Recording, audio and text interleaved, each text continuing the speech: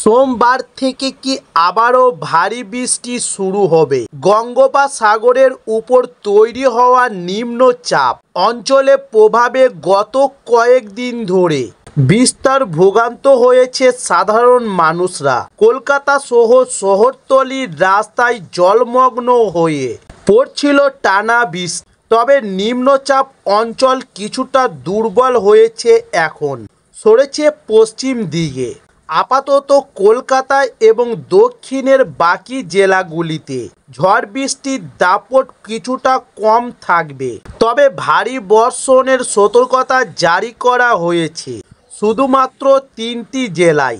আলিপুর আবহাওয়া দপ্তরের তরফ থেকে জানিয়েছে যে রাজ্যে বর্ষার বাতাস এখনও অতি সক্রিয়, ফলে দক্ষিণের প্রায় সব জেলাতেই কম বেশি বৃষ্টি হবে।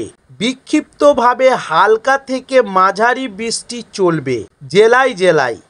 সোমবার উত্তর 24 পরগনা ও দক্ষিণ 24 পরগনা এবং পুরুলিয়ায় ভারী বৃষ্টি থেকে অতি ভারী বৃষ্টি হতে পারে, তবে সমুদ্র পরিস্থিতি আপাতত স্বাভাবিক থাকবে বলে মৎস্যজীবীদের জন্য আলাদা করে কোনো সতর্কতা নেই।